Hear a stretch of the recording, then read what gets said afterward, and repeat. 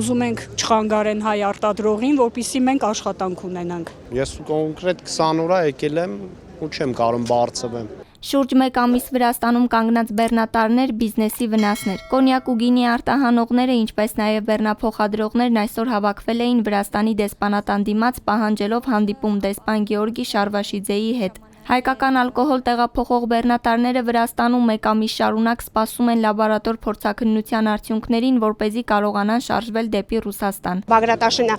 անցնելուց ուղղորդել են մեքենային դեպի Գեյզի անցակետ, որտեղից որ մոտեցել են, վերցրել են կոնյակի նմուշներ ու ասել են, որ այսուհետ անցկացվելու անալիզ, լաբորատոր զննություն, սպասեք պատասխանի։ Ակնկալում ենք պարզաբանում ինչու են պահվում նաև գինիով բարձված մեքենաները։ Եթե խնդիրը կոնյակի հետ է եւ առհասարակ ինչ խնդիր կա։ Տնտեսվարողների համար հասկանալի չէ, թե ինչու է Ռուսաստան արտահանվող ալկոհոլը որակի ստուգում անցնում նաև Վրաստանում։ Պետք է էքսպերտիզա անենք, տեսնենք ձեր կոնյակի որակը որն է, բայց մենք ասենք չենք հասկանում տրանզիտ երկրում մեր կոնյակի որակը իրանց ինչին է հետաքրքրում, մանավանդ եթե անցակետում իրանց կնիքն են կախում, որ այդ մեքենան ոչ բեռնաթափվի, ոչ բեռնավորվի մինչև մյուս անցակետ։ 10 տարուց ավելի արտահանում իրականացնողները վստահեցնում են Վրաստանում նման նախադեպ չի եղել։ Պնդում են, որևէ բացատրություն եւ հիմնավորում չեն ստացել։ Ուղղակի անհասկանալի է, ոնց կարելի է տարանցիկ բեռը մաքսային պլոմբաները փոկել, ինչ որ նմուշարում անել եւ պահել ամսից ավել կամ մի ամիս։ Բացի այդ, ըստ արտահանողի սա նաև վտանգներ է պարունակում, որ ռուս գործընկերները կարող են հրաժարվել ներմուծել ուշացած ալկոհոլը։ Բեռը որ չի հասնում հասցեատիրոջը,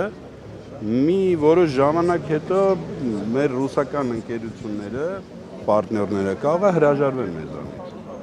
Դատարկ փոլկա չպետք է լինի, այսինքն իրանք մեզ կարող է փոխարինեն ուրիշ արտադրողով հայկական կամ ոչ հայկական։ Իսկ դարակաշարերը Ռուսաստանի Դաշնությունում դատարկ չեն մնում։ Տնտեսվարողների տեղեկություններով հայկական խմիչքների տեղը զբաղեցնում են Ադրբեջանից արտահանվող խմիչքները։ Նույնիսկ կասկածներ կան, որ Ադրբեջանի ճնշմամբ է Վրաստանը դժվարություններ ստեղծում հայկական խմիչքների տարանցման համար։ Ես չեմ հասկանում Ադրբեջանը ոնց կարող էր ազդել Վրաստանի վրա, որ այդ գործողությունը անեին։ Ձեր վարորդներն ինչ են ասում, ադրբեջանական մեքենաները ինչպես են անցնում։ Դե մեր վարորդները չեն տեսնում, իրանք Գեզիում կանգնած են, իսկ սահմանով Լարսով ոնց են անցնում, իրանք չեն տեսնում։ Տեղեկություններ ունեք, իրենք անարգել են անցնում։ Նորմալ անցնում են, այո, անարգել, ես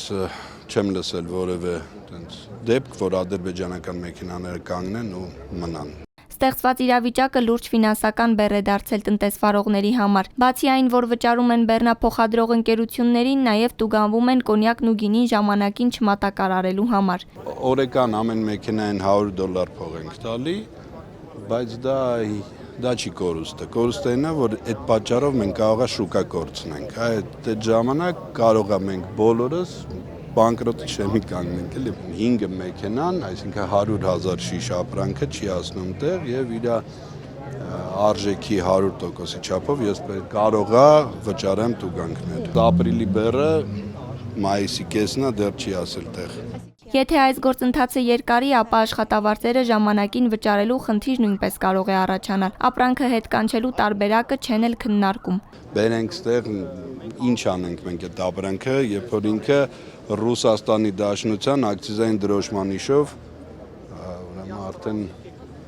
ինքը ոչ մի ուրիշ շուկայում չի կարող վաճառվի։ Պետք է գնա կոնկրետ այդ ցանցին, որը որ ստացել է այդ ակցիզային դրոշման իշը եւ ուղարկել է մեզ։ Ակցիայի ընթացքում ոստիկանական ուժեր էին կենտրոնացվել դեսպանատան դիմաց։ Մինչ ակցիան սկսելը ցուցարարները կարճ ժամանակով փակել էին ճանապարհը։ 2 ժամ անց Վրաստանի դեսպանն ընդունեց հավաքվածներից 2-ին։ Կարճատև քննարկումից հետո հայտարարեցին, որ դեսպանը խոստացել է զբաղվել խնդրով։ Մեզանից իրենք մանրամասն ինֆորմացիա էին ակնկալում, մենք հնարավորինս փորձեցինք հակիրճ ներկայացնել ստեղծված իրավիճակը, խոստացան ընթացք տալ։ Իրեն ասել են Վրաստանից, որ իրավունք ունեին մեքենաները բացեին, նմուշարում անեին եւ ուղարկեին անալիզի։ Որ ընթացակարգով մաքսային, եթե չի կարողանում դա բացի, ինքը չի կարողանում դրա պատասխանը տա, ինքը ուղղակի ասում է, որ ինձ այդպես են տեղեկացրել։ Էկոնոմիկայի նախարարի մամուլի քարտուղար Լիլիթ Շաբոյանը Factor TV-ին փոխանցեց, որ նախարարությունում տեղյակ են խնդրից եւ ինտենսիվ աշխատանքներ են տարվում վրացական կողմի հետ խնդրի համակարգային լուծման ուղղությամբ։ Իսկ էկոնոմիկայի նախարար Գևորգ Պապոյանն այսօր խորհրդարանում Հայաստան խմբակցության падգամավոր Գառնիկ Դանիելյանի հարցին ի պատասխան հայտարարեց, որ խնդիրը չի կարգավորվում եւ հնարավոր է ինքն անձամբ այցելի Վրաստան։ Մենք հիմա ակտիվ աշխատանքի մեջ ենք, տարբեր սցենարներ, տարբեր իրավիճակներ են քննարկում Վրաստանի գործընկերների հետ եւ իհարկե նաեւ գործարար համայնքը նույնպես իր մեթոդներով, իր եղանակներով, իր կապերով այդ նույն քննարկումների մեջ է։ Առաջիկայում հնարավոր է, չեմ բացառում նաեւ եւս մեկ անգամ արդեն ես այցել եմ Վրաստան, տեղում եւս մեկ անգամ քննարկենք։ Մինչ այդ Վրաստանի դեսպանատան մոտ հավաքված արտահանողներն ու բեռնափոխադրող ընկերությունների ներկայացուցիչներն ակցիայի ավարտին հայտարարեցին, եթե առաջիկա օրերին խնդիրը չլուծվի, բողոքի գործողությունները կշարունակեն։